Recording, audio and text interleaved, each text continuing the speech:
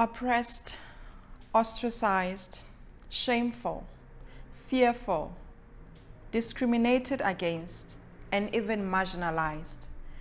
This sounds like a figure I know, someone that I know. It sounds like me. It is me, a woman, a black woman in particular. Today we want to talk about some of the issues that we experience in the society, or even in the corridors of our own homes, where we don't even feel safe in the hands of the men that we love. Today we want to be able to express and to have these conversations, to discuss, to encourage each other, and to heal together as women. Hello everybody, welcome to Wisdom Falls with Maente Skosana, where we obtain wisdom through reading books. In our previous book review, we looked at Tebogoteki, also known as Proverbs book, the book of Proverbs. We learned so many lessons from that book. If you missed that video, please go back to our YouTube channel to check it. And if you are new, please subscribe. Today we are going to be talking about the book that addresses the issues that are very close to my heart. It is written by one of the queens and beautiful women in South Africa, Ayanda Borotho, Unbecoming To Become. And when you look at it with the scratches across the black, it is Becoming Me.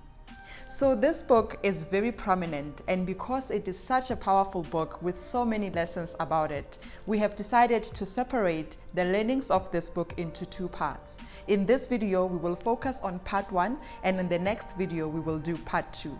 In the part 1 of this video, we will be talking about the powerful force of the woman, as well as how can this force work against us or even work for us. And lastly, we will be looking at the creative muscle of the woman and why it is important for her to be connected to her creator. And in the part 2 of the book, we will be talking about the woman at work, woman at home, as well as living the better generational narrative of women in the society. Ayanda was born and raised in Durban, KwaZulu Natal in South Africa. She also has a twin brother and their younger brother. Unfortunately, when they were 11 years old, their father passed away, leaving them with their single mother who continued to raise them throughout their journey of life. She also grew up in the company of matriarchs within the family, her mother, her grandmother, as well as her aunts. She continued to learn about the injustices that the woman faced in the society, especially when she fell pregnant at the age of 22 and was ostracized by her own family, even the community as well. The first lesson that we learn as we read Ayanda Borotho's book, Unbecoming To Become, is the powerful force that is within a woman.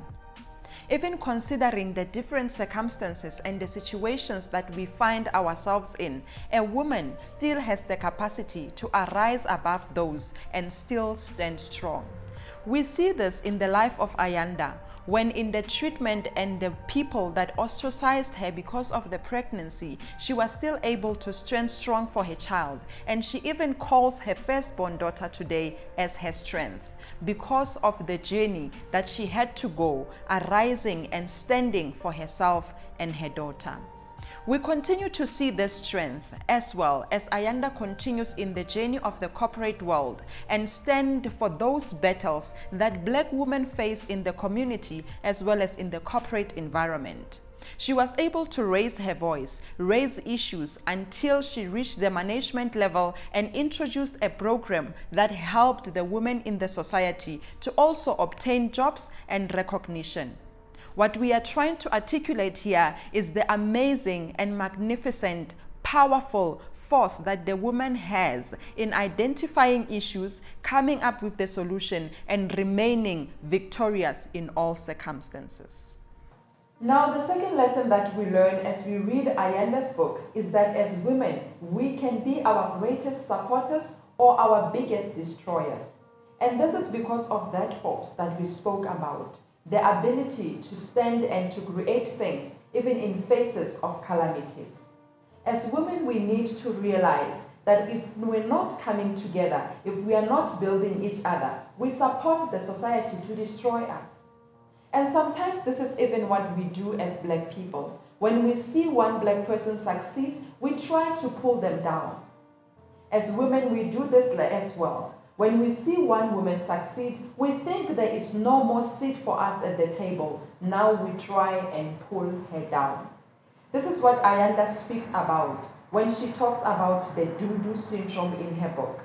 There was a lady in the corporate environment that she helped so much to move from the woman who was making tea to the woman who owns the catering company that supplies the corporation. However, as Dudu continued in her journey, she started to badmouth Ayanda. She started to want to pull her down. Why do we do this as women? After one person has helped you so much, the way we repay each other, does it even make sense? As women, we need to realize that we can do better. We can come together and be friends. We can come together and join ventures, build those corporations, start those businesses. Because of the force that we have, if we believe in ourselves, indeed, we can do it too. Now, as women, we are incubators, caregivers, and nurturers. That is why it's important for us to be connected to our Creator. And this is what Ayanda realized when she made sure that her personal journey with God is taken as a priority to her. She needed to redefine her journey, not based on what church was saying, not based on what the society was saying, but between herself and God. That is why on one Sunday, Ayanda decided that instead of doing the normal of going to church, let me understand my ministry in the sphere of life. She went on to buy food for people who are also staying in the streets, who are also seeking and trying for life. While she was delivering the food, an incident occurred that was so outstanding to her. The man that took the food just knelt down and thanked God. At this moment, Ayanda began to break down and to ask God about what her relationship has been with her. If this man could minister to her so much, even outside of the walls of church, what is it that she was missing to minister to others? It therefore became of paramount importance for Ayanda to spend time with God and grow in her relationship with God. As women, we learn that it is very important to reserve our sacred place with God and respect our time with Him. It is even in this book that Ayanda, when she speaks about her purpose and her giftings and identity, that she makes a bigger call on collectively all of us to say, do not just trust in your capability, but know that you have the Creator who has put you on this earth to deliver a purpose. In page 270 of her book, Ayanda says, with every step of my unbecoming journey, as I embrace my imperfections, I become closer to God. Every flaw is a vulnerability I am able to surrender to Him. His love reminds me of the love that He has for me, that I couldn't understand at first for a long time, because I had worked so hard trying to be perfect.